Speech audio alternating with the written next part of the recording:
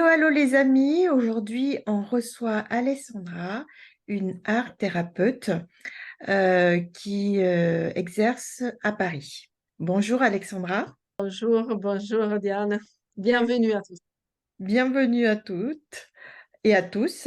Alessandra, tu peux nous parler un peu de toi, de comment tu t'es formée à l'art thérapie justement? Moi, je suis peintre, j'ai fait des études d'art et vite, je me suis intéressée à cet aspect, on va dire, thérapeutique de l'acte de création.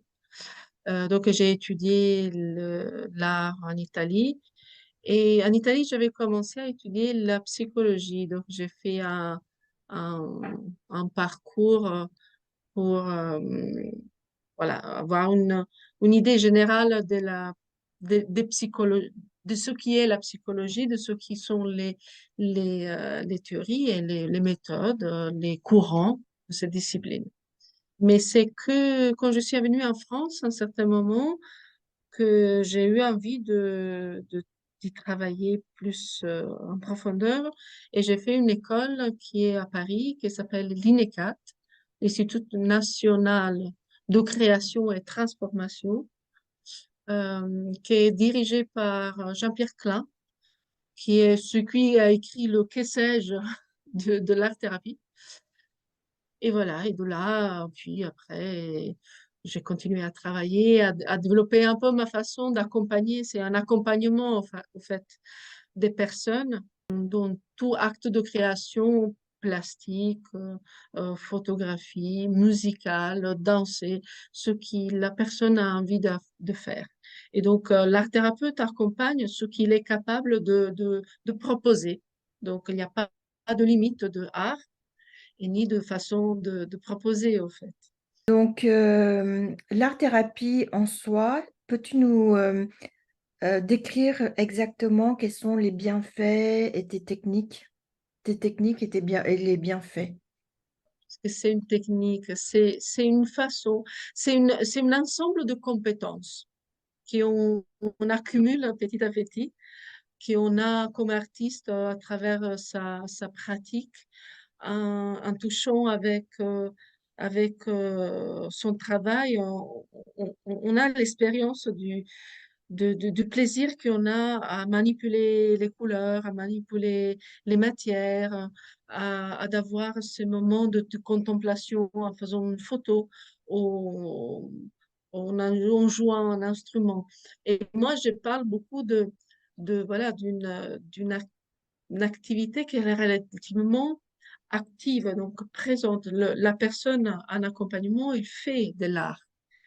C'est pas, ça pourrait être aussi le bien-être qu'on a à écouter de la musique ou à voir de belles choses. Mais c'est un peu différent.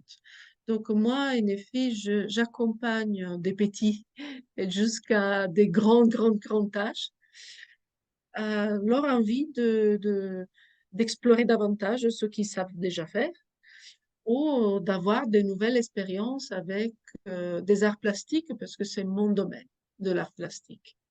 Donc, j'utilise les arts plastiques, la peinture, la terre, la céramique, les installations, tout ce qui peut être le dessin, euh, en suivant un peu ce que la personne a envie de faire et d'explorer. On avait eu la chance de visiter ton atelier à Paris et tu accompagnes beaucoup les petits.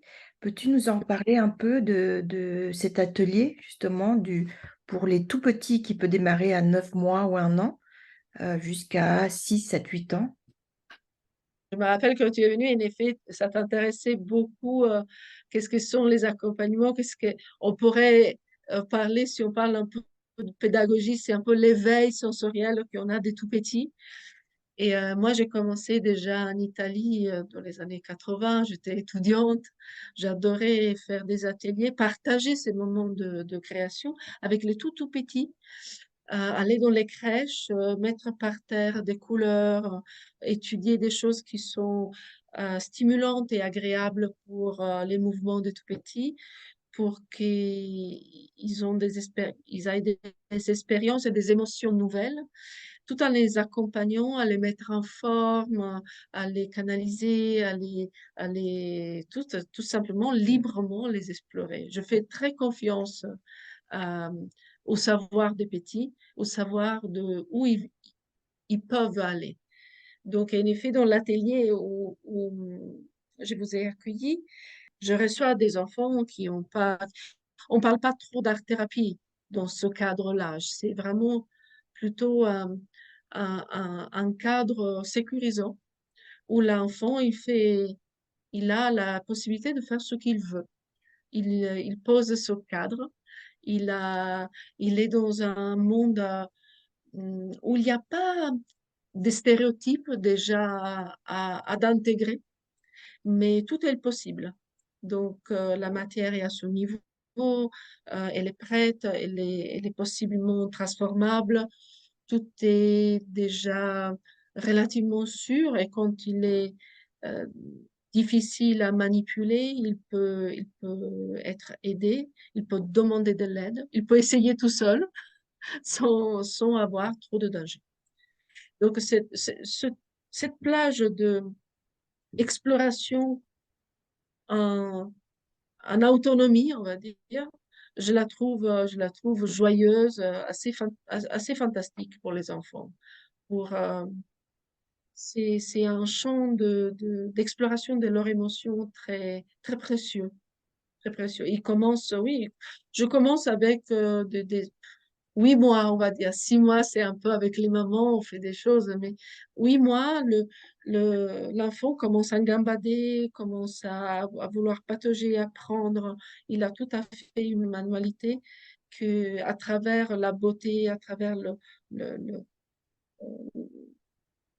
la merveille aussi de certaines matières, euh, le stimule, le fait, l'ancre et lui fait du bien.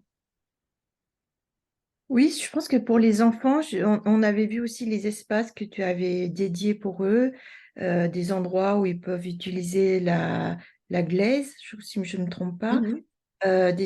ces endroits où ils peuvent aussi utiliser des plantes pour les transformer en peinture, en couleur, utiliser des plantes, et puis il y a aussi un grand mur où ils peuvent aussi exprimer ce qu'ils ont envie. Euh, Oui, et ce jour-là, on avait découvert aussi que bah, c'est eux qui t'ont dicté ce que tu devais oui, dire c'est vrai, c'est leur vrai. devoir. Ça, je trouve ça très, très intéressant puisque c'est vraiment éveiller leur créativité. Mais Si, oui, dis-moi, excusez-moi. non, justement, ces méthodes-là c'est merveilleux pour les enfants, pour qu'ils puissent vraiment s'exprimer au sein de ton atelier et en dehors de ça, ce sera différent. Euh, Toi, comment tu as vu, as-tu des retours des parents qui t'ont dit après votre atelier, comment est mon enfant, etc. On parle toujours de ce genre d'atelier dont on ne parle pas des enfants qui ont des réels problèmes, parce que moi je Oui, oui. travaille, on a commencé à parler de l'art-thérapie. Le même cadre, un dispositif très libre, ça peut être aussi dirigé, et moi je suis vraiment celle qui accompagne un certain éveil, et si l'enfant a des problématiques euh, du caractère psychocognitif, on va dire, ça sera sur ça que ça se base mon accompagnement et encore. Euh, mais on parle juste de bien-être des enfants qui viennent d'avoir tous les 2 semaines une bulle d'un cadre comme ça. Pour moi, euh, la grande, un de mes modèles, c'est toute cette pédagogie qui fait vraiment confiance à la capacité de l'enfant de d'aller agir sur son environnement de la meilleure façon pour lui et pour les autres. Donc, l'enfant, dans une situation très naturelle, il est émotionnellement ouvert et en relation à ce qui se passe, au temps présent. Il est très réceptif.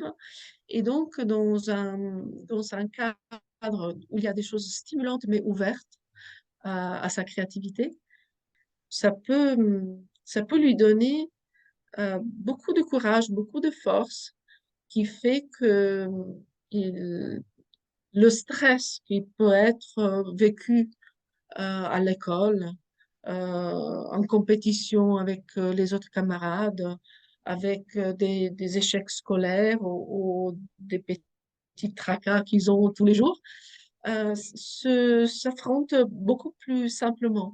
Nos stress, les colères, les émotions qui sont difficilement euh, contenables par les enfants, hein.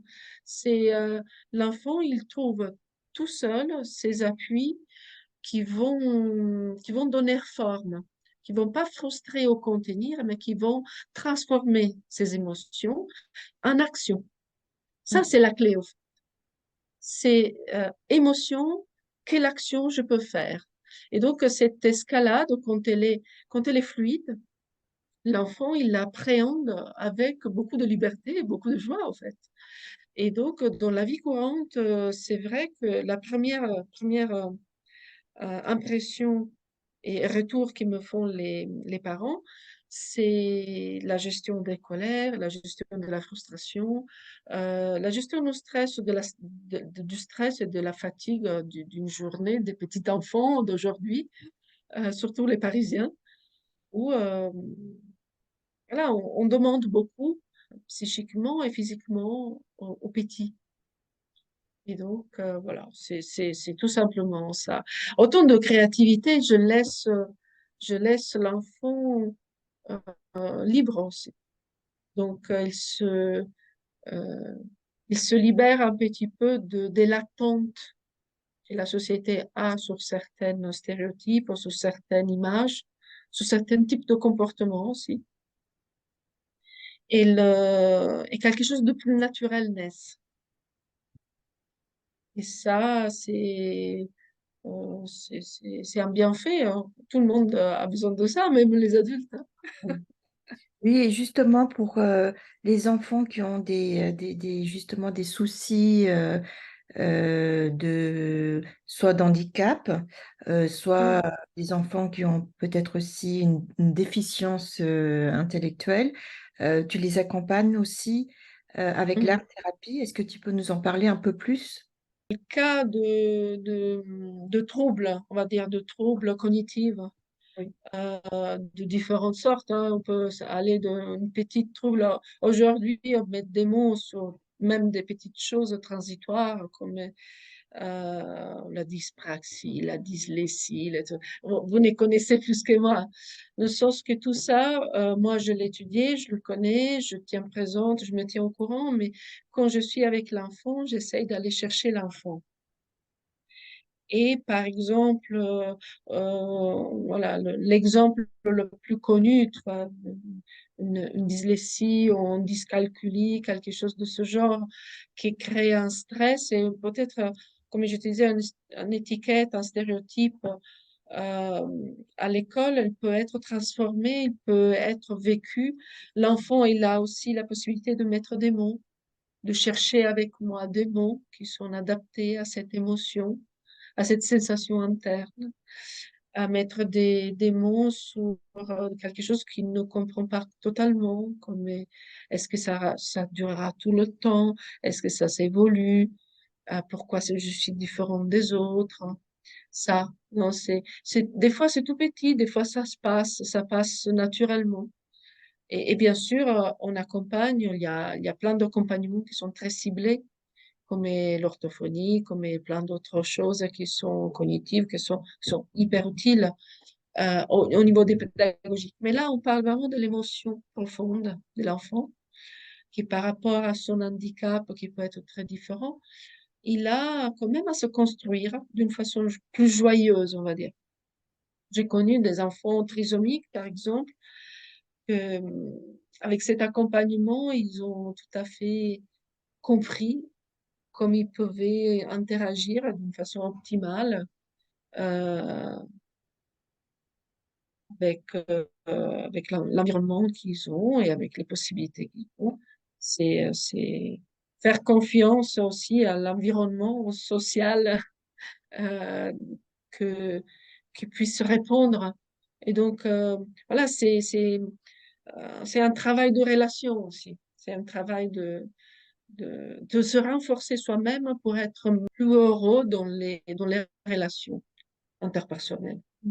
Oui, pour développer l'enfant qui est en soi et puis le laisser vraiment s'exprimer pleinement via l'art. Et est-ce que dans ta pratique, tu reçois aussi des adultes? Je reçois des adultes et mais je te disais avant jusqu'au grand âge.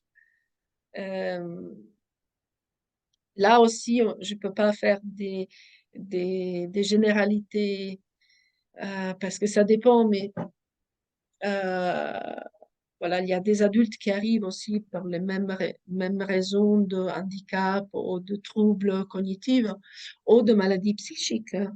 Une maladie comme une psychose, une schizophrénie ou même un burn-out sévère, il a besoin d'être accompagné, il a besoin d'être intégré émotionnellement. Euh, Mais ça peut arriver aussi pour des épisodes de dépression, pour des pertes, des deuils, des troubles, des tracas de la vie quotidienne, Oui, des tracas de la vie. On ne sait plus qu'est-ce qu'on veut faire dans sa vie. Eh oui. ben, on a oublié qu'on était un enfant heureux de dessiner. Et dans cette capacité, l'humain, il trouve ses appuis, ses forces. Donc, on va chercher ça. C'est un peu très résumé, mais on va chercher ça pour justement aller comprendre comment aller mieux. Là, c'est encore une fois, on laisse l'enfant qui est en soi s'exprimer via les... Oui, comme on parle des enfants, on peut dire ça. Mais en effet, on pourrait dire plus simplement qu'on va chercher toujours le, le plus naturel, le plus profond de chacun, le plus, je dirais plus vrai, mais c'est un peu galvaudé cette mot. Comme tu dis, on va travailler avec la glaise, avec des choses simples. Tu as vu les fleurs, sortir la couleur d'une fleur, c'est tellement, ça parle à l'organisme, ça parle de la terre, ça parle de la vie, ça parle de la relation aux choses et cette relation directe entre les émotions et l'action qu'on fait et cette euh, cascade de choses qu'on peut faire derrière une action d'un tir à un autre, d'un tir à un autre. Tout a, tout a une logique, une logique très mouvante, très organique, très sensitive. Très Donc, sensitif, on va sensoriel, on va travailler beaucoup sur les sens. oui, sur l'essence, on revient aussi à l'essentiel, à la nature, parce que la nature est généreuse, elle nous donne des fleurs, on peut transformer ces fleurs ou ces feuilles ou ces écorces en peinture pour s'exprimer. Euh, on parle vraiment d'une connexion à soi-même et puis peut-être une connexion à son âme, Hmm. Si, pourquoi pas? Oui, bien sûr. à son C'est, soi. je laisse chacun mettre ses mots sur ce qui ressentent, parce que, mine de rien, quand on est joyeux face à un dessin, une peinture, à modeler avec la glaise, ou à pester des plantes pour faire de la peinture, pour après les mettre quelque part, tout cet mouvement, il n'est pas gratuit. On ressent profondément un sens vital. Et cette problématique du sens, elle est centrale. Elle est centrale dans la vie, mais elle est centrale dans l'accompagnement thérapeutique. Oui, Pas comme explication, mais comme recherche, comme chemin. oui, comme un Je chemin. le vois dans les petits. Quand je te disais qu'il est tout petit, moi je leur fais confiance. Ils font jamais rien de gratuit. Tout a leur logique quand ils vont expliquer. plaisent, quand ils vont explorer une couleur, quand ils ont jamais vu un pinceau et tu l'expliques, voilà, c'est un pinceau, ça sert à faire des couleurs. Et ils trouvent, ils cherchent, et ils ont des façons d'explorer ça d'une, en même temps primitive, archaïque, euh, universelle en même temps, Oui, personnelle en même temps. Tout cet ensemble, c'est le temps présent de l'humanité, en fait. oui, aussi, oui, tout à fait. Ah, on pourrait dire ça, ça fait... il y a un côté âme, comme tu dis, bien sûr, bien sûr. Oui, il y a un bienfait quand je parle âme, je parle pas le côté spiritualité, mais c'est vraiment se connecter à soi-même, se connecter au fond de soi, parce que parfois aussi, pour les adultes en tout cas, la vie nous fait porter différentes masques en fonction de notre culture, en fonction de notre éducation, en fonction du monde où on évolue. Parfois, on s'oublie justement à se connecter à Mm. soi-même. Et je trouve que l'art, c'est le meilleur moyen d'être honnête avec soi-même et puis être honnête aussi avec les gens qui nous entourent. Parce que je trouve que par la créativité, on ne peut pas mentir, on ne peut pas tricher. Oh, avec le métier, on peut tout, hein. Bien C'est sûr, ça de nos jours, on peut l'accompagnement. tout. Mais Donc, il faut vraiment faire, moi, je dirais il faut vraiment faire la partie des choses. L'art tout seul n'est pas forcément euh, que de bienfaits. Mais être dans cette position de pouvoir ressentir la liberté et la justesse quand on est en train de faire d'une modelage, de faire un bol, d'une trace, d'un petit dessin, d'un grand dessin. Et aussi parle d'autres arts, aussi un mouvement dansé complètement éphémère, euh, un son, un chant, toutes ces expressions qui sont liées à notre créativité profonde, quand elles sont riches de sens pour nous, ils nous connectent à quelque chose euh, qui enrichit le sens de notre être humain, en fait. Et après, on y peut mettre tous les mots qu'on veut au-dessus ou pas, hein. C'est une façon de voir et de transformer euh, tout ce qui nous arrive, en fait. non, mais c'est vrai que c'est merveilleux tout ça, toutes ces techniques. Et toi, justement, si un seul conseil que tu pourras donner aux parents ou aux adultes pour pratiquer l'art-thérapie à la maison, une technique ou un moment, qu'est-ce que tu pourrais leur conseiller?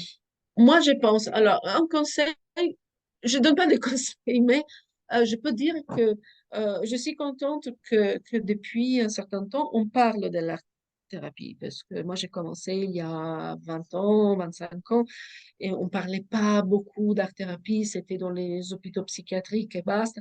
Mais en effet, aujourd'hui, euh, une maman, un papa, euh, n'importe qui, même, il peut dire quand on a quelque chose, même on peut faire appel à l'art-thérapie euh,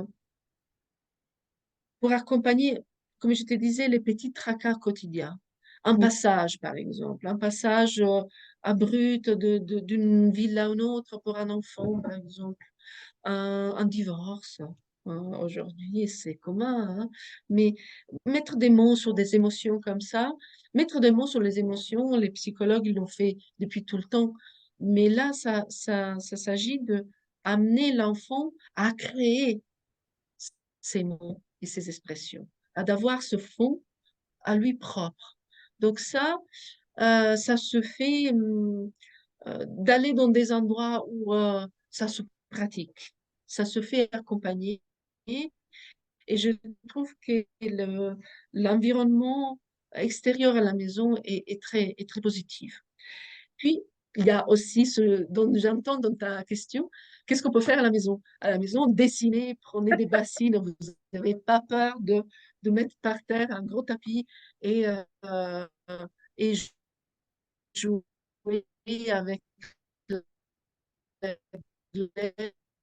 l'aise, jouer avec de, la pâte à sel et des kits loisirs trop euh, préparés à l'avance parce que ça donne trop des directives. Donc, laissons les enfants s'exprimer comme ils sont, faire les formes qu'ils veulent. Euh, il n'y a pas beau dessin, mauvais dessin. C'est bien que l'enfant, on le voit quand il est tout content quand il a bien fait. Ça, on le connaît. Oui, et je trouve que Mais parce que il est, parce que oui, c'est sans filtre, leur dessin. oui, c'est son fil. Donc super, donc à la maison, on laisse l'enfant s'exprimer via les dessins, via la pâte à modeler, pâte à sel, tout ce qu'on peut Toucher des trouver, choses, toucher. toucher des Toucher, choses. ça c'est Euh, très très important, je pense, parce que quand on est dans oui, oui, un oui. petit moment où on est déconnecté, la colère, les pleurs, etc., le ramener, le centrer sur son émotion et toucher quelque chose, ça peut aussi lui faire Ouais. sortir de cet état de tension, en fait.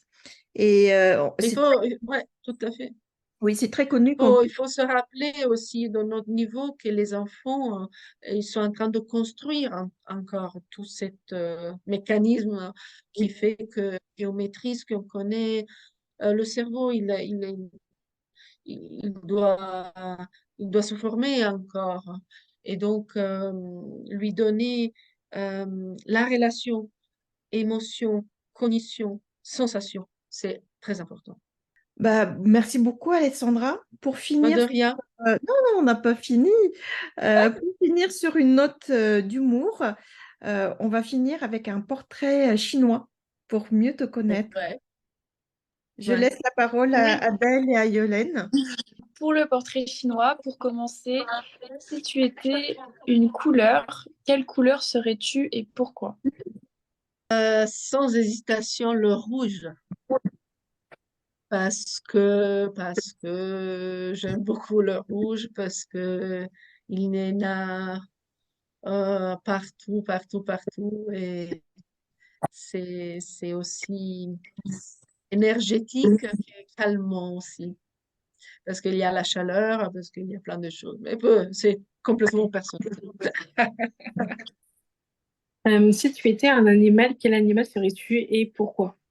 J'aimerais bien être un moineau, parce que je l'aime beaucoup. Parce que c'est léger, j'ai l'impression ils vont où ils veulent, ils ont une vie très, très libre. Euh, et puis bon, assez modeste, c'est bien, c'est bien. Un peu de modestie, c'est pas mal.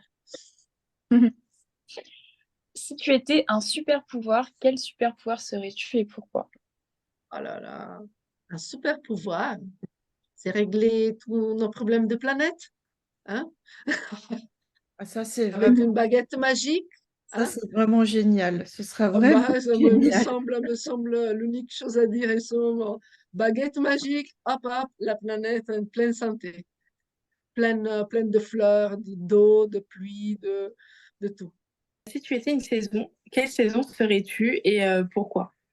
Moi, je serais, je pense, l'été, parce que j'aime trop aller à la mer, parce que j'aime trop le soleil et la plage.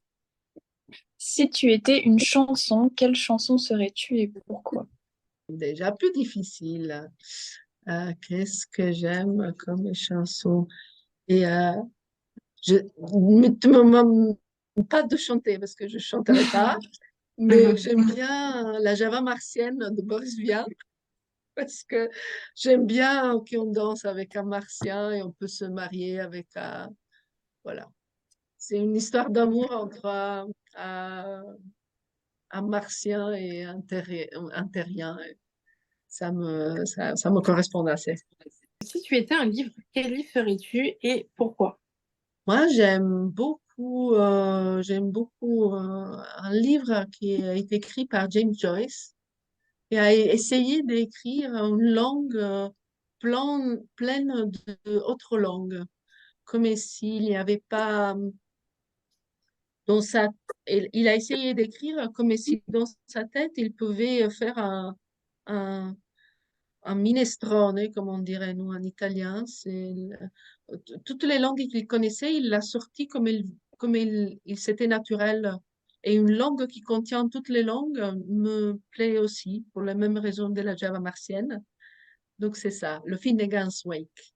Finir, si tu étais une émotion, quelle émotion serais-tu et pourquoi? J'aimerais bien être toujours la joie.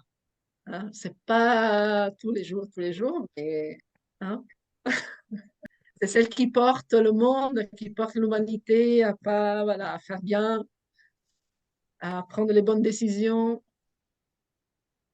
prendre toujours les bonnes décisions. Bah, en fait, je cherchais quelle serait une citation qui est liée à une émotion. Mm. Et puis, je trouvais que pour une art thérapeute, je trouvais que ça te correspondrait bien. C'est un proverbe chinois qui dit, cicatriser, on oublie la douleur. Si quelqu'un, Si la cicatrice, elle est cicatrisée, on oublie la douleur. bah oui, c'est clair. En effet, oui, cette idée de la cicatrisation, c'est très joli parce que on a cette image un peu euh, spooky de la cicatrice, mais en effet, c'est une transformation de la peau, ça laisse le sang. Il faut pas effacer, il faut pas dire non, ça n'a pas existé. Mais oui, l'art-thérapie aide cette transformation, accompagne doucement cette... Une pommade, Oui, je trouve que mais c'est ça, un c'est tout peu à fait plus. ça. C'est comme une pommade ou un pansement, pas un pansement, C'est parce un- qu'un c'est pansement, c'est plus profond, voilà, mais on c'est s'est plus doux, compris. c'est plus doux, Oui, c'est plus profond et ça soigne réellement, parce qu'un pansement, c'est temporaire et on sait qu'on l'enlève, si on l'enlève trop tôt, ça risque de... ouais, euh, on peut aller loin avec ces choses. Mais voilà. oui, oui, Euh, d'accord. mais je trouve que l'art-thérapie, c'est vraiment une sorte de pommade ou crème qui aide une cicatrice à guérir avec le temps. Voilà. Et J'accepte cette j'accepte. vision. Elle est assez douce, ça me va bien. Merci beaucoup, Alessandra. Merci pour Merci, Diane. C'est merci. bonne continuation à vous pour votre travail.